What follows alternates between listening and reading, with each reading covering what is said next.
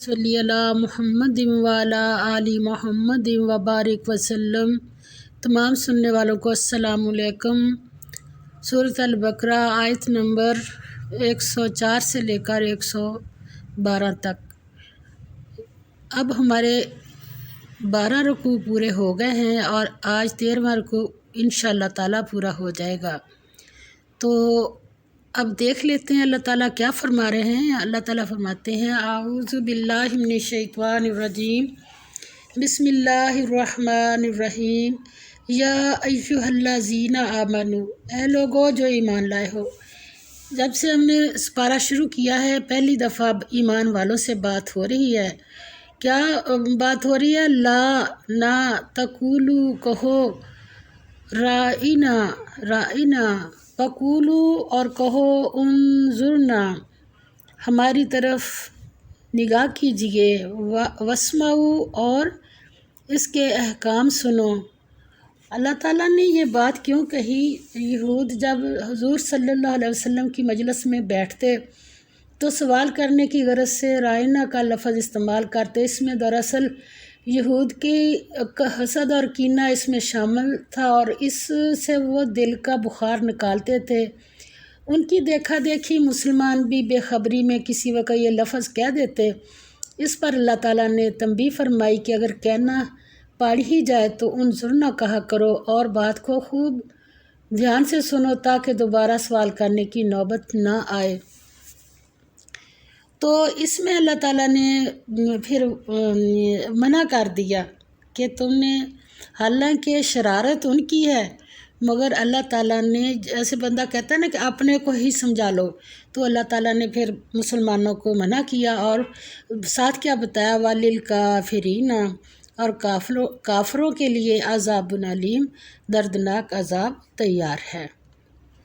فرمایا اے اہل ایمان، گفتگو کے وقت پیغمبر خدا صلی اللہ علیہ وسلم سے رائنا نہ کہا کرو، انظرنا کہا کرو اور خوب سن رکھو، اور کافروں کے لیے دکھ دینے والا عذاب تیار ہے۔ اب کافروں کا کون سا حساب کتاب ہونا؟ جو بغیر کلمے کے چلا گیا، کیا لکھا ہے کہ دکھ دینے والا عذاب تیار ہے۔ آگے فرمایا ما یودو، نہ تو چاہتے ہیں الذین وہ لوگ جو کافر ہوئے، من اہل الکتابی اہل کتاب سے، ولا اور نہ المشرکین مشرکین، کیا ان یہ کہ ینزل نازل کی جائے، علیکم تم پر، من خیر کوئی خیر، یعنی نبی پاک صلی اللہ علیہ وسلم کے اوپر، اور کہاں سے؟ من ربکم تیرے رب کے، تمہارے رب سے۔ اللہ تعالیٰ فرماتے ہیں کہ جو لوگ کافر ہیں، اہل کتاب یا مشرک، وہ اس بات کو پسند نہیں کرتے کہ تم پر تمہارے پروردگار کی طرف سے خیر و برکت نازل ہو۔ اور اللہ تعالیٰ فرماتے ہیں اللہ تو کسی کا پابند نہیں ہے۔ فرمایا واللہ اور اللہ یختص خالص کر لیتا ہے، برحمتہ ساتھ رحمت اپنی کے، من یشاء جس کو چاہتا ہے، واللہ اور اللہ ذو الفضل العظیم بڑے فضل کا مالک ہے۔ فرمایا جو لوگ کافر ہیں، اہل کتاب یا مشرک، وہ اس بات کو پسند نہیں کرتے کہ تم پر تمہارے پروردگار کی طرف سے خیر و برکت نازل ہو، اور اللہ تو جس کو چاہتا ہے اپنی رحمت کے ساتھ خاص کر لیتا ہے، اور اللہ بڑے فضل کا مالک ہے۔ 13ویں رکوع میں اب حضور صلی اللہ علیہ وسلم کی پیروی کرنے والے مومنین کو ہدایت دی جا رہی ہے کہ وہ بنی اسرائیل کے تاریخی واقعات سے عبرت حاصل کریں اور ان لغزشوں اور گمراہیوں سے بچیں جن کا ذکر پہلے ہم پیچھے سے پڑھتے آ رہے ہیں۔ نیز ان شکوک و شبہات کا جواب دیا ہے جو یہودی مسلمانوں کے دلوں میں پیدا کرنا چاہتے تھے۔ اللہ کی طرف سے وحی کا نزول انسانی خواہشوں کا پابند نہیں ہے، وہ جس کو چاہتا ہے اپنی رحمت سے چن لیتا ہے۔ اور پھر اللہ تعالیٰ فرماتے ہیں ما جو کچھ ننسخ ہم منسوخ کر دیتے ہیں، من آیتن کوئی آیت، اور ننسیہا یا ہم بلا دیتے ہیں، نأتی بلا دیتے ہیں اس کو، نأتی لے آتے ہیں، خیرن بہتر منہا اس سے، او مثلیہا یا مثل اس کے برابر۔ فرمایا علم کیا نہیں، تعلم تجھے معلوم، ان اللہ کہ بے شک اللہ علی کل شیء قدیر ہر چیز پر قادر ہے۔ نسخ یہ ہے کہ ایک بات پہلے تھی لیکن وہ موقوف ہو گئی اور اس کی جگہ دوسری نے لے لی، اور نسیان کے معنی بھول جانے کے ہیں۔ پہلی شریعت اگرچہ کسی حالت میں موجود تھی لیکن زمانے کے تقاضے بدل گئے یا اس کے ماننے والوں نے اس کی عملی روح کو گم کر دیا، لہٰذا یہ ضروری ہوا کہ نئی شریعت ظہور میں آئے۔ اور اللہ تعالیٰ آگے فرماتے ہیں علم کیا نہیں، تعلم تجھے معلوم، ان اللہ بے شک اس میں کوئی شک نہیں کہ اللہ لہو اسی کی ملک و بادشاہی ہے، کہاں السماواتی والارض آسمانوں اور زمین میں، وما اور نہیں لکم تمہارے لیے، من دون اللہ سوائے اللہ کے، من ولی ولا نصیر اللہ کے سوا تمہارے لیے کوئی ولی اور کوئی دوست حامی اور نہ کوئی مددگار۔ اللہ تعالیٰ فرماتے ہیں کہ اللہ تعالیٰ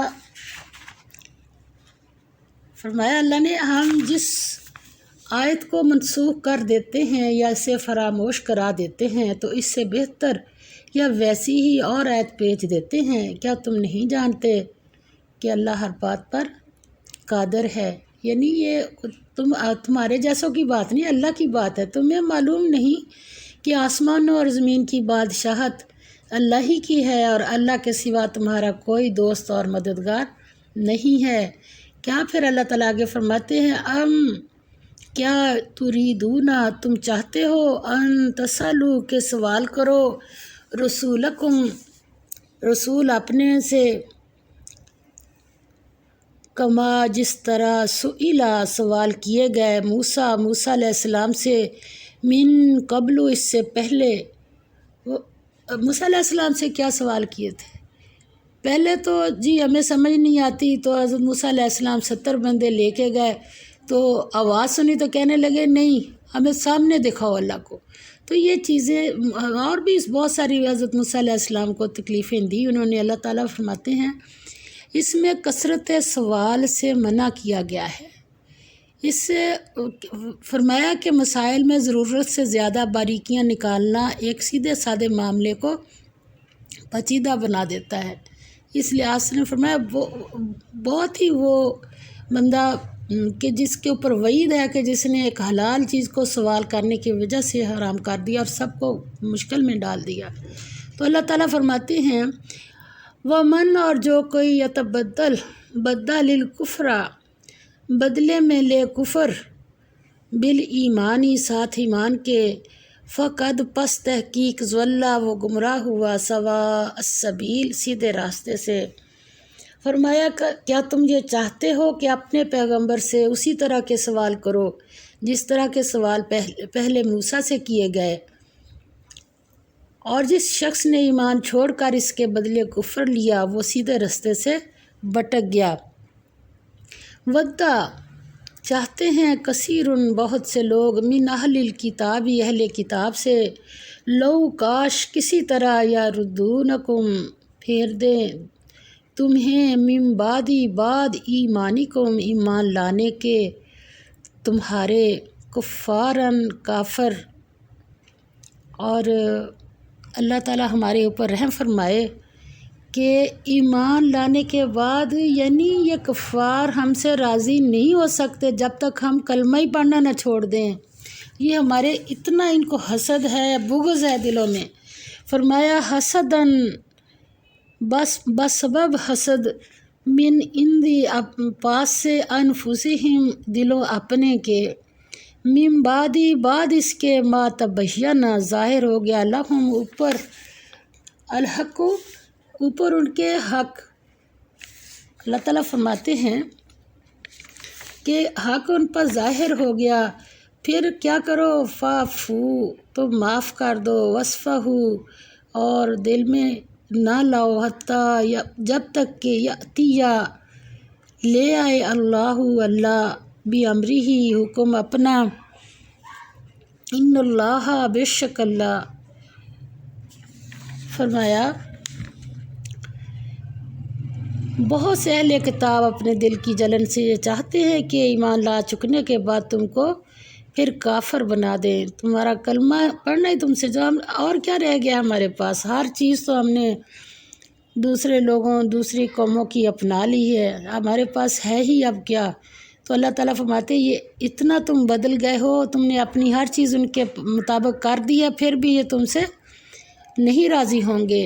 اہل کتاب میں سے بہت سے لوگ یہ چاہتے ہیں کہ تمہیں ایمان کے بعد پھر کفر کی طرف لوٹا دیں، اگرچہ ان پر دین حق کی سچائی واضح ہو چکی ہے، لیکن حسد کی بنا پر یہ نہیں چاہتے کہ تم حق پر ثابت قدم رہو۔ پس ایسے لوگوں سے درگزر کا شیوا اختیار کرنا چاہیے یہاں تک کہ اللہ اپنا فیصلہ ظاہر کر دے۔ فرمایا ان اللہ بے شک اللہ علی کل شیء قدیر، اوپر ہر چیز کے قادر ہے۔ پھر آگے اللہ تعالیٰ نے فرمایا کہ تم ان چکروں میں نہ پڑو، تم اپنے آپ کو ابھی سیدھا رکھو، اور پھر اللہ نے وہ کام بتا دیے، واقیموا اور قائم رکھو، الصلاۃ نماز، وآتوا اور دو، الزکوٰۃ زکوٰۃ، یہ دو کام ایسے ہیں جو تمہاری روح کے لیے، نماز قائم کرنا اور زکوٰۃ یعنی مالی عبادت کرنا ایسی حالت ہے جس سے مومنین کی روحانی استعداد یعنی نشو و نما پاتی ہے۔ ان دونوں چیزوں سے اللہ کے ساتھ صحیح تعلق استوار ہوتا ہے اور اجتماعی زندگی میں کمزوری نہیں آ سکتی۔ کام کیا ہے؟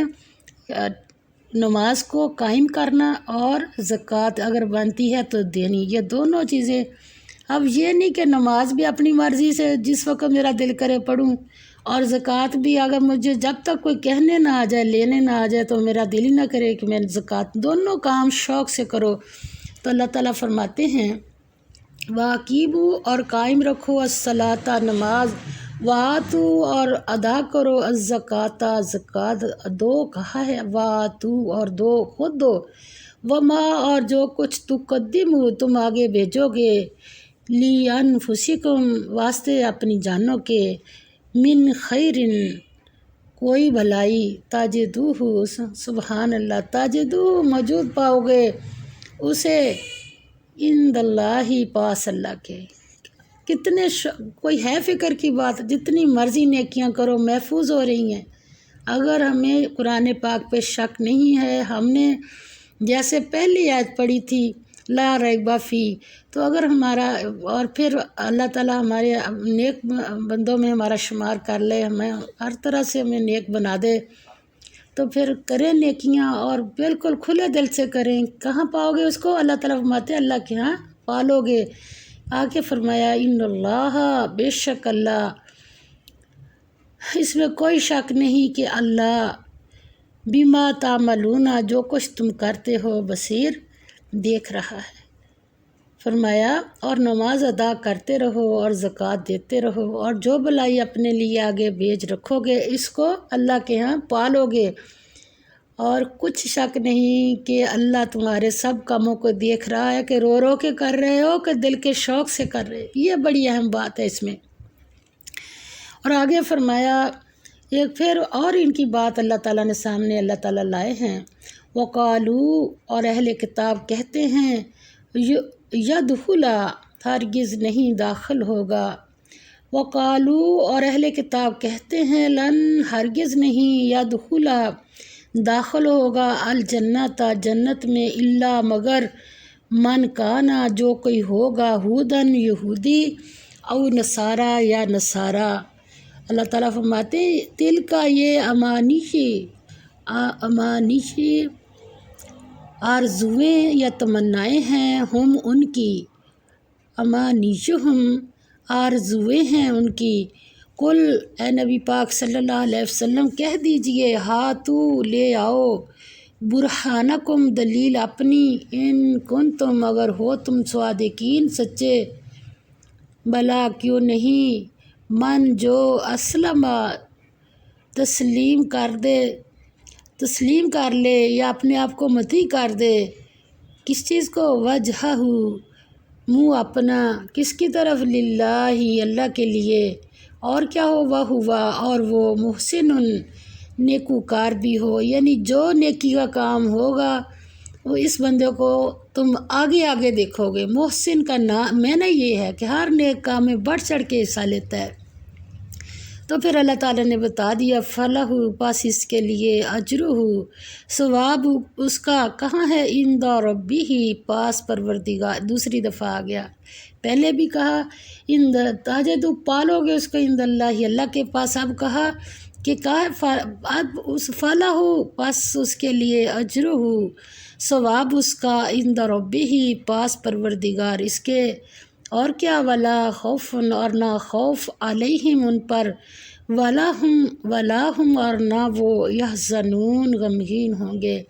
فرمایا ہاں جو شخص اللہ کے آگے گردن جھکا دے یعنی ایمان لے آئے اور وہ نیکوکار بھی ہو تو اس کا صلہ اس کے پروردگار کے پاس ہے، اور ایسے لوگوں کو قیامت کے دن اللہ کرے ہمارا شمار بھی ان لوگوں میں ہو جائے، قیامت کے دن نہ کسی طرح کا خوف ہوگا اور نہ وہ غمناک ہوں گے۔